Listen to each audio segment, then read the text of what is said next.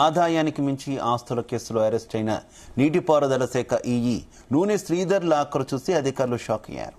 4 రోజులుగా విచారణ చేస్తున్న అధికారులు శ్రీధర్ బ్యాంకు లాకర్లలో భారీగా నగదును గుర్తించారు.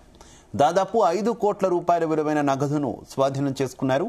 అంతేకాకుండా నూనె శ్రీధర్ ఏడాది క్రితమే కాళేశ్వరం ప్రాజెక్టు నుంచి బదిలీ అయినప్పటికీ అక్కడే తన విధులు కొనసాగిస్తున్నట్టు ఏసీబీ అధికారులు దర్యాప్తులో గుర్తించారు. బదిలీ అయినప్పటికీ శ్రీధర్ కాళేశ్వరంలోనే ఎందుకు పనిచేస్తున్నారనే దానిపై ఏసీబీ లోతుగా దర్యాప్తు చేస్తుంది. తాజాగా కాళేశ్వరం ప్రాజెక్టుపై విజిలెన్స్ అధికారుల నివేదిక ఆధారంగానే ఈ అవినీతి వ్యవహారాలు ఒక్కొక్కటిగా బయటపడుతున్నట్టు సమాచారం.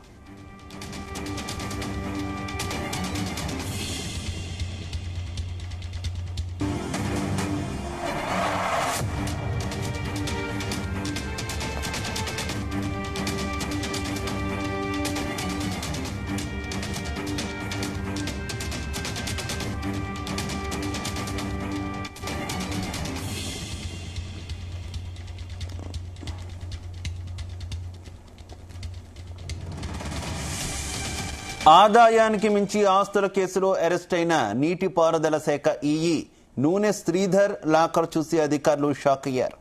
4 రోజులుగా విచారణ చేస్తున్న అధికారులు శ్రీధర్ బ్యాంకు లాకర్లలో భారీగా నగదును గుర్తించారు.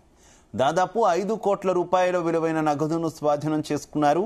అంతేకాకుండా నూనె శ్రీధర్ ఏడాది క్రితమే కాళేశ్వరం ప్రాజెక్టు నుంచి బదిలీ అయినప్పటికీ అక్కడే తన విధులు కొనసాగిస్తున్నట్టు ఏసీబీ అధికారులు దర్యాప్తులో గుర్తించారు.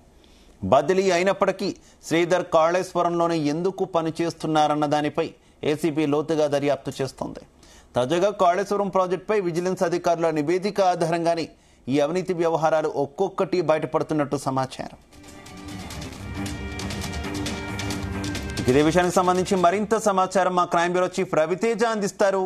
రవితేజ, కాళేశ్వరం ఎగ్జిక్యూటివ్ ఇంజనీర్ గా పనిచేసినటువంటి నూనె శ్రీధర్ ఏసీబీ కస్టడీకి సంబంధించి ఈ రోజు 4వ రోజులో కీలకమైనటువంటి సమాచారాన్ని సేకరించారు. నూనె శ్రీధర్ ఎన్ని అకౌంట్స్ ని ఇప్పటి వరకు జమ చేశాడు, ఆ అకౌంట్ లో ఎంత డబ్బులు పెట్టాడు, అతని ప్రాపర్టీస్ విలువలు ఎంత అని ఏసీబీ అధికారులు 4 రోజులుగా సర్చ్ చేయడంతో ఈ రోజు అతని బ్యాంక్ అకౌంట్ లో 5 కోట్ల రూపాయలు ఇల్లీగల్ గా అతను జమ చేశాడు అన్నట్టుగా కూడా ఏసీబీ అధికారులు గుర్తించడం జరిగింది. నూనె శ్రీధర్ టీఆర్ఎస్ ప్రభుత్వం అధికారంలో ఉన్నప్పుడు కాళేశ్వరం ప్రాజెక్ట్ కి ఎగ్జిక్యూటివ్ ఇంజనీర్ గా ఉన్నాడు.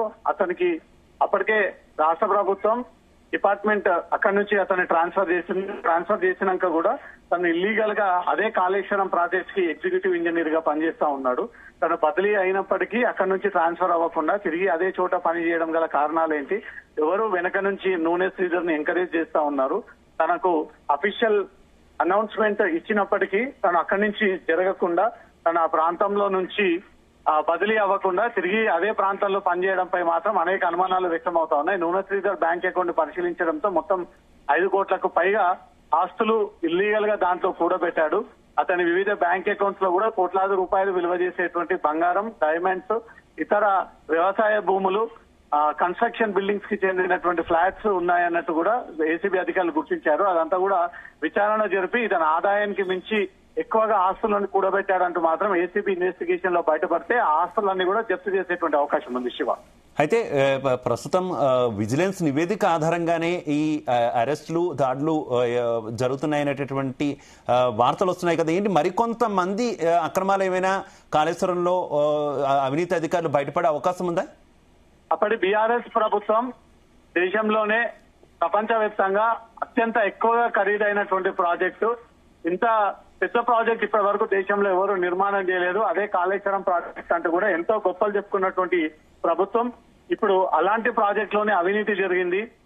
అదే కాళేశ్వరం ప్రాజెక్ట్ లో తీవ్రంగా ఇతర అవినీతి ఆరోపణలు ఉన్నాయి. ప్రతి అధికారి వచ్చినటువంటి డబ్బులని ప్రాజెక్ట్ తో ఉపయోగించకుండా సొంతానికి ఉపయోగించి ప్రాజెక్టు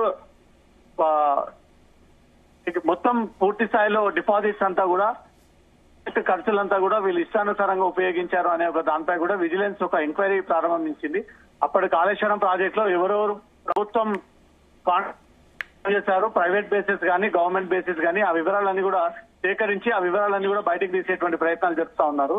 కాళేశ్వరం ప్రాజెక్టు ప్రారంభమైనప్పటి నుంచి పూర్తి అయ్యేంత వరకు కూడా ఎవరి పాత్ర ఏంటి, ఎవరు దీంట్లో అవినీతికి పాల్పడ్డారు, ప్రజల సొమ్ముని వీళ్ళు కాంట్రాక్ట్ పేరుతో ఆ డబ్బులని వసూలు చేసి అవి ఖాతాలోకి మళ్లించుకొని చేయని పనిని చేసినట్టుగా కూడా వీళ్ళు క్లెయిమ్ చేసుకునేటువంటి ప్రయత్నాలు చేశారు. కాబట్టి వీటందరిపైన విజిలెన్స్ ఎంక్వైరీ నడుస్తా ఉంది. కాలేజ్ ప్రాజెక్ట్ లో ఎవరెవరు అవినీతికి పాల్పడ్డారు, ఎవరు పాత్ర ఏంటి అనే దానిపై కూడా విజిలెన్స్ నిగ్గు తేల్చేటువంటి ప్రయత్నాలు జరుగుతా ఉన్నాయి. నూనె శ్రీధర్ పై కూడా ఈ ఆరోపణలు రావడంతో ఏసీబీ అధికారులు రెడ్ హ్యాండెడ్ గా అతన్ని అలాగే రవితేజ నూనె శ్రీధర్ ని కాళేశ్వరం ప్రాజెక్ట్ కి సంబంధించినటువంటి ప్రాజెక్ట్ కి సంబంధించి ఏడాది క్రితమే ఆయన్ని బదిలీ చేసినప్పటికీ కూడా ఏడాది కాలంగా కూడా అక్కడే విధులు నిర్వహిస్తున్నారంటూ కూడా గుర్తించారని వార్తలు వస్తున్నాయి. ఏంటి అక్కడ ఆయన ఏం విధులు నిర్వహించారు, దానికి గల కారణాలు ఏంటనేది తెలుసుకున్నారా? గాయత్రి పంప్ హౌస్ పేరిట ఏదైతే రాష్ట్ర ప్రభుత్వం గతంలో బాహుబలి మోటార్ అంటూ అత్యంత శక్తివంతమైనటువంటి మోటార్, బాహుబలి మోటార్ అంటూ కూడా ప్రచారం చేసినటువంటి ప్రభుత్వం, అదే గాయత్రి పంప్ హౌస్ కి నూనె శ్రీధర్ ఎగ్జిక్యూటివ్ ఇంజనీర్ గా పనిచేస్తా ఉన్నాడు.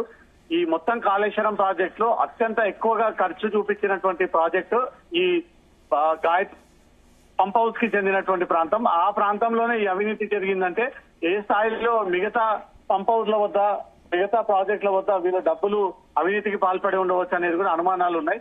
మొత్తం కాళేశ్వరం ప్రాజెక్ట్ కి సంబంధించి నిధులు ఎన్ని రాష్ట్ర ప్రభుత్వం కేటాయించింది, దాంతో ఎంత మేరకు అక్రమంగా సక్రమంగా వెళ్లాయి, అధికారులు ఎవరెవరు అవినీతికి పాల్పడ్డారు, ప్రాజెక్టు పేరు చెప్పుకొని కోట్లాది రూపాయలు ఎవరెవరు ఇల్లీగల్ గా సంపాదించారు, ఇదంతా కూడా విజిలెన్స్ ఎంక్వైరీలో బయటికి తేలడంతో వాళ్ళందరిపై కూడా ఏసీబీ రైట్ చేసి ఆ డబ్బులన్నీ కూడా ఏసీబీ అధికారులు సీజ్ చేసేటువంటి అవకాశం ఉంది. Shiva, right, okay, thank you Raviteja.